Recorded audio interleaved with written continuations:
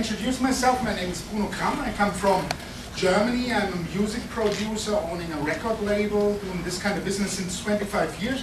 But I'm also an activist. I have been activist of the ACTA, anti-ACTA movement.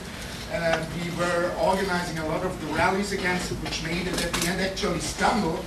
I'm an activist for ATTAC, for the Chaos Computer Club in Germany, and I'm a candidate for the European Parliament elections, which are happening actually this Sunday, so meaning I have to directly fly back to Germany. I want to express right now the deepest issues of European non-governmental organizations, and of course of all the pirate parties of Europe, for this, we call it shady and ongoing negotiations.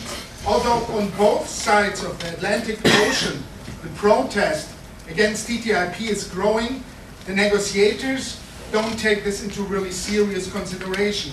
On the contrary, they spread diversionary tactics. The so-called European Transparency Initiative and the so-called Advisory Committee are nothing more than red herring. We have seen that from many NGOs who wanted to have deeper look into the papers and they didn't get it. And also when it comes to the Transparency Initiative on TTIP, even the German Bundestag, who was recently asking to get a look into the actual papers, was said, no, there is no possibility. Therefore, we have to say, in fact, our civil societies in Europe and in USA are facing a drainage of democratic power of the people. When multinational corporations decide behind closed doors on the terms and conditions of trade-related standards and limits. Today our societies actually are looking for a paradigm shift from industrial society into an open and participation information society, and there would be so many challenges and possibilities to put in open governmental structures, but there is none of this. On the contrary, investor-state dispute settlements and regulatory corporations are a fundamental threat for civil rights and the integrity of our societies on all kinds of levels. I would like to introduce some basic questions which have been not answered so far by the negotiators.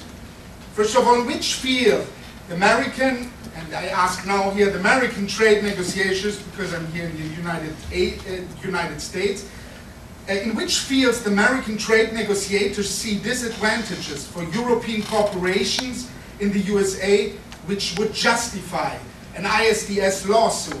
Before, just a few, I think 1 hour before, I heard one input from an association of the insurances telling we need ISDS because then we can, for example, and he was saying it, in Pakistan and in Europe, like get this big market which is 74% of all incomes of the world. What exactly has been discussed and agreed upon between EU and US negotiators on regulatory cooperation, and how would these regulatory cooperation provisions apply to states in the United States and member states in the European Union? And the third question, not even democratic, as I said before, not even democratic representatives like from the German Bundestag have a chance to have a look into the current papers. How do American negotiators justify, and I ask especially American ones because I know that the Information Freedom Act is much stronger in the United States than in Germany and Europe. How do American negotiators justify the secrecy of information on TTIP papers, although Freedom of Information Act allows access by general public to data held by national governments in negotiations? Finally, the US-European relationship is facing at the moment a severe crisis. Perhaps you have so far not seen it, but it happens everywhere in Europe. Just look what kind of rallies are happening at the moment every week in Berlin. Citizens from Madrid to Rome, from Berlin to Helsinki, distrust the USA and their NSA surveillance. The once so strong and trustworthy relationship was tarnished when the citizens of Europe got caught literally with their pants down after being confronted with a massive intrusion of their privacy. Therefore, European activists do not accept a trade agreement that overrides the data security and the protection of privacy. TTIP advocates for free and uncontrolled, as TPP most likely, for a free and uncontrolled flow of informations and data. Profiles in data includes individual information on finances, on health, politics, race, ethnic, children, and social media relations. These continuously gathered data will be available to data brokers. Data basically becomes merchandise.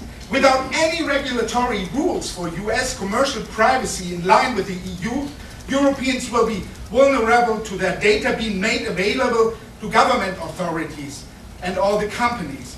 And Europeans are afraid after this NSA surveillance. Combining big data and mass surveillance is not leading into anything else than Orwell's 1984. People who fear that they're being observed will stop expressing their opinions openly. It is the end of one of the biggest achievements of democratic societies, the freedom of speech. As you guys here all invest so much of your precious time into this agreement, be aware that there will be no free trade agreement completed if there is no data security and no protection of privacy included. Also, there will be no free trade agreement if there's investor-state dispute settlement or a total intransparent regulatory cooperation which menaces basic democratic rights of citizens. And finally, there will be no free trade agreement between USA and EU if there's no trust, no transparency, no involvement of the civil public into the creation of the biggest trade zone of the world. Labor unions, insurance associations, eco-activists, Christians organizations, human rights, and internet activists, a wide range of various groups of civil organizations are giving their effort to let TTIP fall as it happened with ACTA. Take your final chance and let the citizens of Europe and USA fully participate. Thank you very much.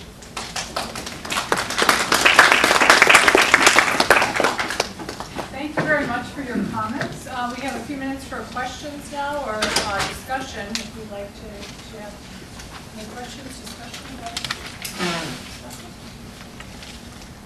Hi, my name is Johan van Heijden. I'm an EU negotiator on e-commerce and telecom issues. Thank you very much for this presentation. I think your comments on the procedure on transparency are very clear, also on the issues that you would not want to be included in TTIP. We know that the Pirate Party in Europe has also very strong views on what digital policy should look like.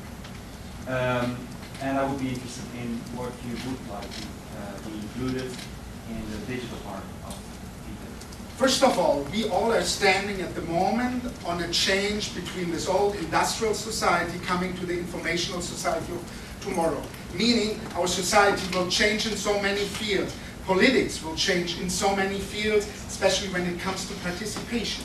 And therefore, something like TTIP is enormously dangerous because it's a binding international law which is not so easy to override at a certain point. And there I come to the points. Therefore, it is so important that we first of all open complete transparency on everything, because this is what people want in the modern digital society. We have also, after we saw this NSA surveillance, we have to find data security into a binding contract. Especially this is the most important point, and I think the worst lack of it all is that it was decided to take away this idea to put, for example, in the United States, the standard of the European data security, because everybody said, yeah, well, then we will not come to a conclusion. Yeah, then we don't come to a conclusion. But this is the really important point, and here we want to change a lot. And finally, to add what we want to change. For example, we had some interesting input here. It was about the copyright change. You have in the United States copyright. We have Urheberrecht. You have in the United States fair use. We have Schrankenregeln. These are things which are so complicated, and they have a complete different background. You cannot put them together at the moment into one contract. And basically, when it comes to IPR, both sides, and that's the bad thing. You make the goat the gardener, because on both sides of the table are sitting the same multinational corporations with a certain interest to enforce immaterial property, and this should not happen. Well, thank you very much for coming today and for your comments. And, look forward to further discussions.